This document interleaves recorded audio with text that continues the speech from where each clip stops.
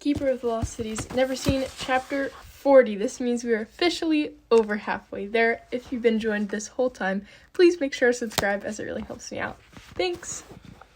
Sophie scooted back in her chair, needing room to breathe.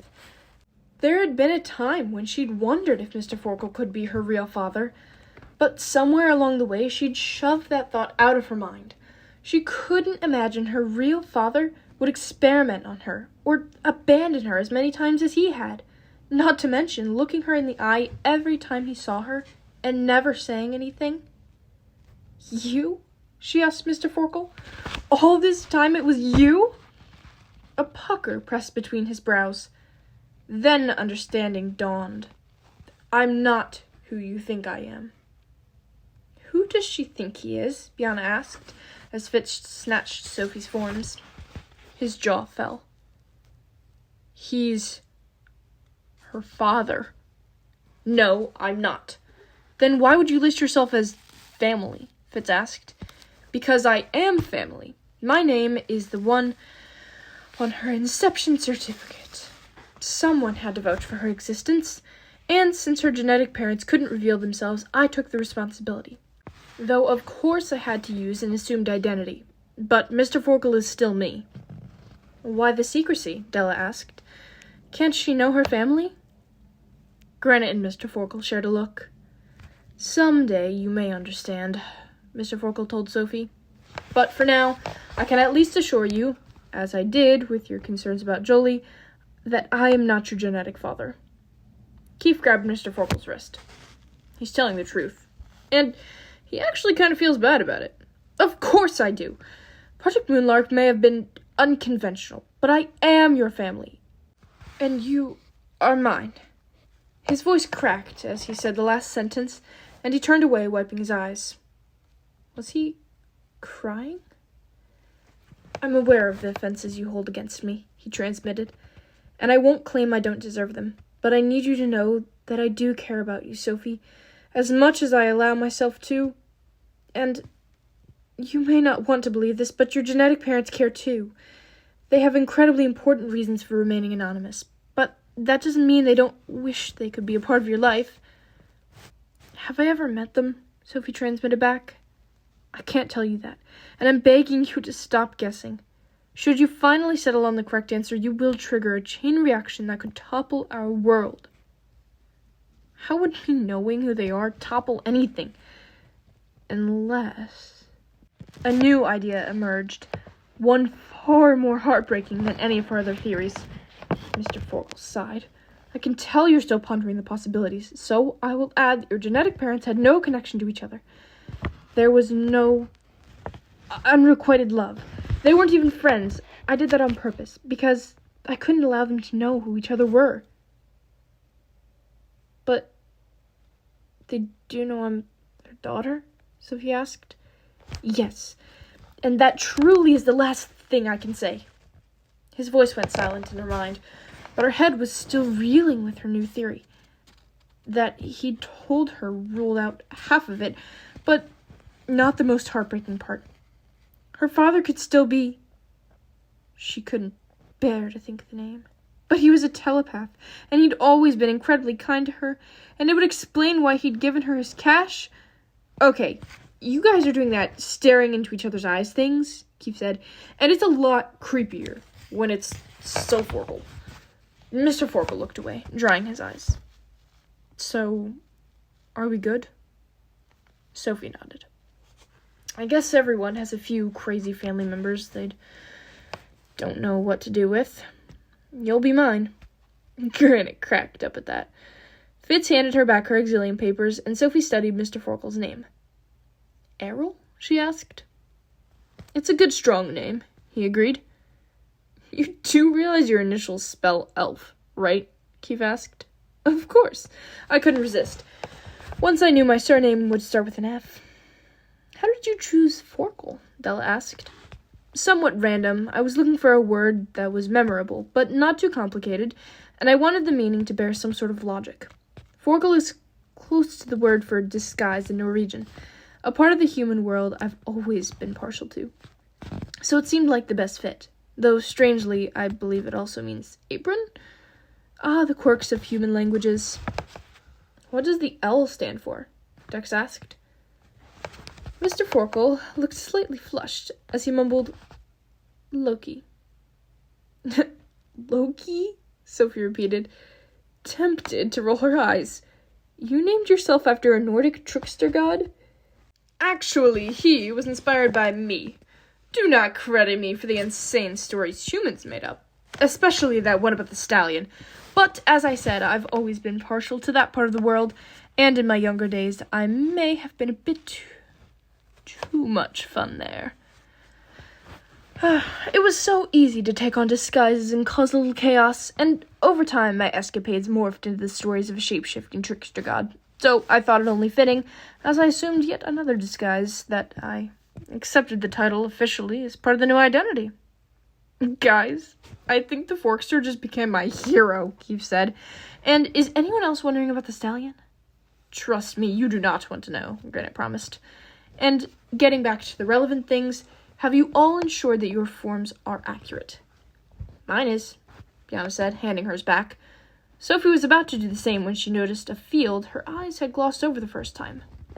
What does ID mean? It's your inception date, Mr. Forkle said, the moment your life began. But the date you put is months before my birthday. Of course, birth comes after inception. Oh, wait. I remember seeing something about this in one of those human movies my dad has, Dex said. Humans celebrate birthdays, right? Most of them, yeah, Sophie said, wishing her brain could work faster. She could tell there was something important she was missing, but she couldn't seem to catch up to it. And then it clicked. Wait, do elves count age from this ID thing? She asked. Of course, Mr. Forkle said. The day you were born is simply the day you took your first breath. No more significant of a milestone than when you spoke your first word or took your first step. And don't worry, despite your unusual beginnings, I was very careful to ensure your inception wasn't affected. There was only seconds before the moment I sparked your life and the moment I had you safely implanted in your mother. Her belly button even turned pink and popped out like it would have if she was an elf. I still can't understand why it did.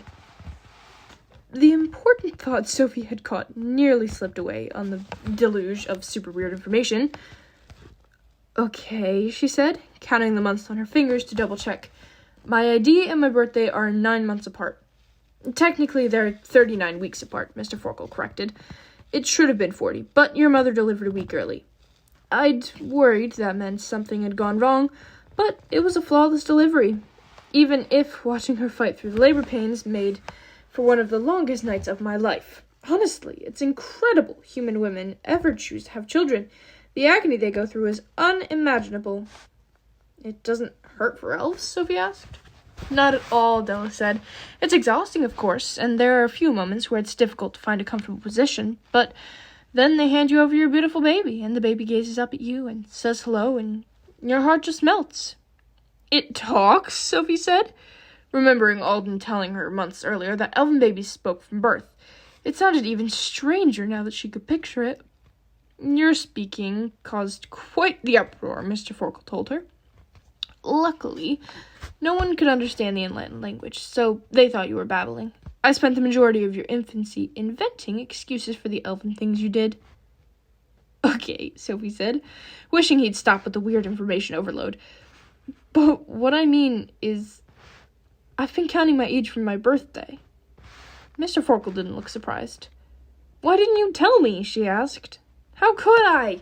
Humans built everything around their birthdays. As long as you were living with them, I had to let you do the same. And since you've been in the lost cities, we've had so little contact, I assumed someone would notice since your proper ID's on your Foxfire record and in the registry. But I don't think anyone realized you were counting differently. Alden wouldn't have thought to check, Della agreed. Neither one of us knew humans didn't count inception. So, wait, Diana jumped in. Does that mean, by the rules, Sophie is 39 weeks older than she's been saying? Mr. Forkle finished for her. Fitz cocked his head as he stared at Sophie, like everything turned sideways. So you're not 13. Not according to the way we count, Mr. Forkle agreed. Going by Sophie's ID, she's 14 and a little more than 5 months old. Keith laughed. Only Foster could find a way to age 9 months in a day. Also, welcome to the cool 14-year-olds club. He held out his hand for a high five. Sophie was too stunned to return it. Please try not to stress, Miss Foster. Nothing has actually changed. You're the exact same girl you were a few minutes ago. You're simply learning the proper way of counting. She knew he was right, but it felt so much huger than that. Especially when Bianca said, so you're older than me. Based on their ID, Bianca was a little more than 13 and a half. Dex was also 13, but he would be 14 in a few weeks. Keith was less than a month away from turning 15, and Fitz was about 2 months away from turning 16. So, you're kind of in the middle, Dex said, but you and I are still the closest in age. He was right, though she was now 6 months older than him, and the gap between her and Keith and Fitz had narrowed significantly. Wait, was I in the wrong level in Foxfire? Sophie asked. Your age falls in the middle of grade level brackets, Mr. Forkel said, so you could have started at a level 2 just as easily as level 3, and given how behind you were from your human education, you needed the time to catch up. I guess, Sophie said, still fighting to squish all this huge information into her already full brain.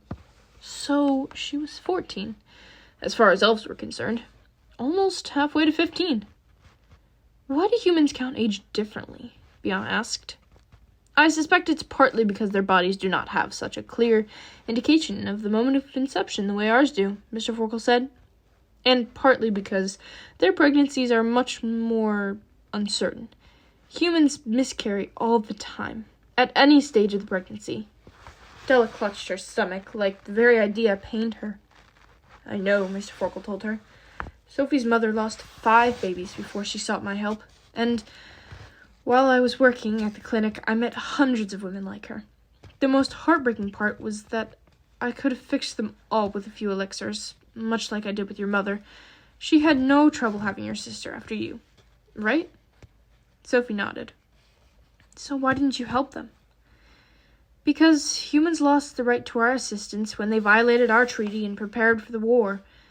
We even tried to help them secretly afterwards, but they took the gifts we gave them and twisted them into weapons or bargaining chips for their political agendas or soggy chemical-filled Twinkies. So, I understand why we had to stop. But it was hard to watch. I bet, Della said, still holding her middle. Humans are such temporary creatures. They are indeed, said Granite. I've often pondered what it would be like to live each day knowing you only have 70 or 80 years on this planet. I wonder if it's the real reason they wait those 9 months and begin their timeline at birth. Once their clock starts ticking, there's no turning it back. That was one of the most striking things I noticed during my years living among them, Mr. Forkel agreed. Each generation dumps their problem on the next because they simply do not have enough time to deal with it. I suspect that if they could see the bigger picture, they would not destroy themselves and their planet the same way. Sophie nodded, remembering some of the thoughts she'd heard growing up. Death truly was humans' constant companion. Maybe if it wasn't, they'd care more about others and take the time to do things the right way. And yet, later that night, as she tossed and turned in bed, nervous for the first day of Exilium, Sophie couldn't help wondering if the elves' indefinite lifespan hindered them just as much as the humans' fleeting lives. Would the Council, and even the Black Swan, be so willing to sit back and ignore problems if they couldn't rest so comfortably in the knowledge that they still had centuries and centuries ahead of them? The more she thought about it, the more she realized both sides had lost an important alternate perspective, and maybe that was what she'd been created for. A girl from both worlds who'd seen the follies and triumphs of either side, and her job was to shake things up and do something new.